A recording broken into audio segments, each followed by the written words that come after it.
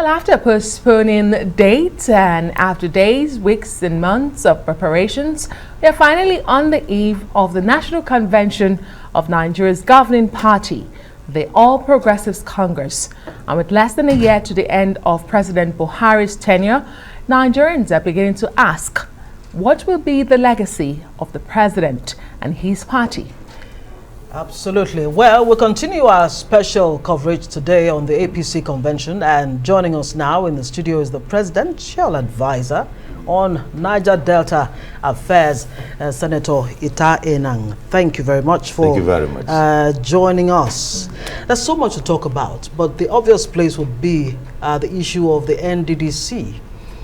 A recent development, in the last 24 hours or so. I mean, there's some calls that the NDDC should be removed from the Niger-Delta ministry. I know we're here to talk about the president's legacies and all of that, but we'll definitely get to that. Let's talk about that. I rather would prefer that today and now we are celebrating like the birthday, renewing the birthday of the APC.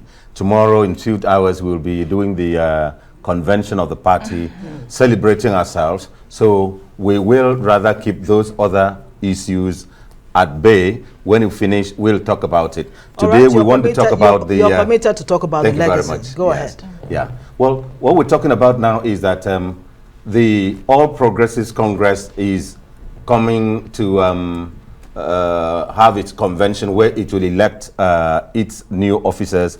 It will also use that opportunity to celebrate itself and state to Nigerians what it has done. Most times when we're talking about convention, people think it's just about going to elect people or something. It is an opportunity to give account of what you've done, and we have, through the legacy committee of the party, party's convention, listed out most of our achievements. You will have, and you've had, the Honorable Minister of Transportation, the Honorable Minister of Works, Humanitarian Affairs, Education, and all of them in the different special project areas, coming out in different media and different medium to give account. One of the greatest things that we've done is on the infrastructure. And the infrastructure we've done is weaved around the improving the human condition, not just making a road from Calabar to Itu or Ikorekpene.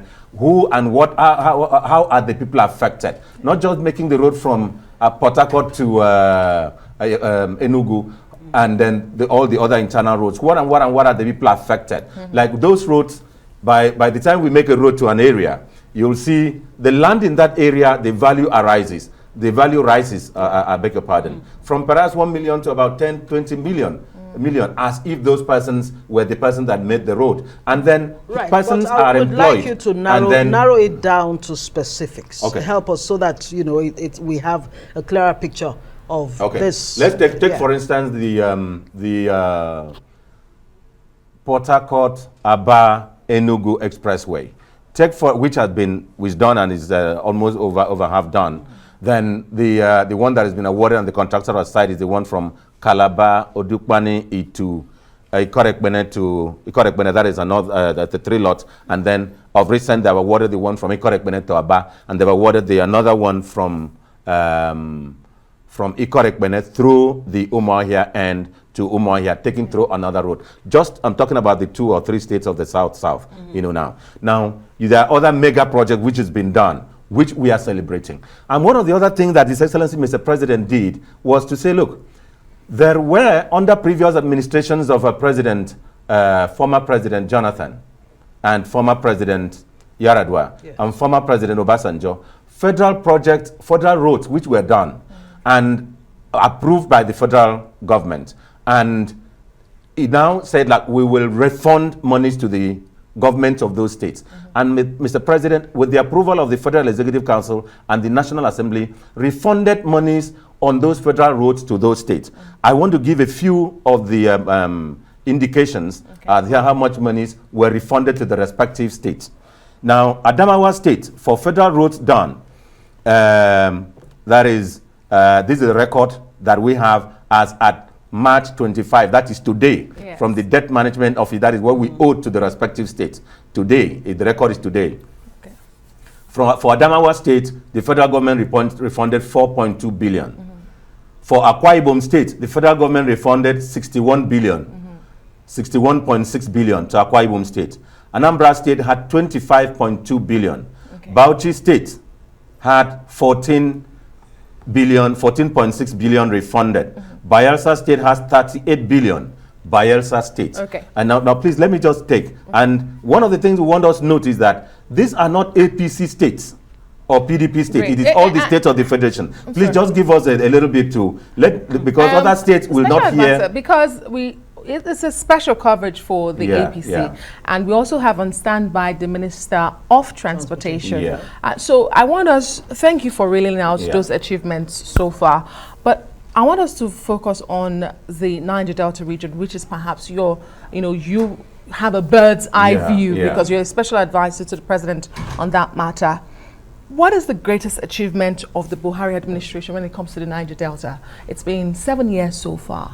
What would you say has been one of the first achievement? things Mr. President promised the people of the Niger-Delta when he was campaigning as candidate, not even when he won the election, one it was that he will implement the United Nations Environmental Program report, the UNEP report, which the organic cleanup. And he started the implementation by 1, releasing the money, 2, setting up the trust, and 3, setting up the hydrocarbon remediation program.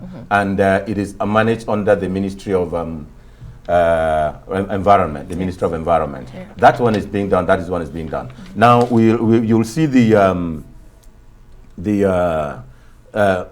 Ministry of Niger-Delta Affairs, and in particular the Niger-Delta Development Commission. He's built and completed the project that was donated to the police, and it was so important that His Excellency the President directed the Vice President to go and commission it in Port Harcourt. Now, if you go to University of Uyo, there was this hostel which houses almost 1,000 students, over 1,000 students there, which has been commissioned. There is the big electricity project in Ondo State, which is being done, and there are so many other of the projects done by the Niger-Delta Development Commission. Again, part of the thing that the President has done is to ensure that the Niger-Delta does not depend on oil. And so, under the part of the work of my office is to work on Nigeria or Niger-Delta beyond oil, without oil. What will make the people of Niger-Delta survive even when there is no oil, or survive well in addition to oil? All right, very quickly, since we're talking about the Niger-Delta Development Commission, the President made 2 commitments: to make public the entire forensic report that he received since September of last year, and to end illegal interim management, and of course inaugurate a board of the NDDC. Where is that now? The forensic audit, the report has been submitted, and it's under the auspices of the Attorney General of the Federation. He is handling it, and I have been in personal touch with the Honorable Attorney General Abubakar Melami, SAN, on it, and he is assured that the report and the white paper on it will soon be ready and laid before Mr. President for action. How soon is soon? How soon is as soon as he told me. Okay. And I believe that is going to be relatively soon. All right. And I believe the Learned Attorney General of the Federation. Thank you very so much. Thank you very much. Presidential Advisor on Niger-Delta Affairs, Sen Ita Enang. Best of luck with your convention. We're keeping an eye on that. And of course, as we celebrate with specially branded APC see that. We see wear that. for tomorrow. Thank you very much. Thank you.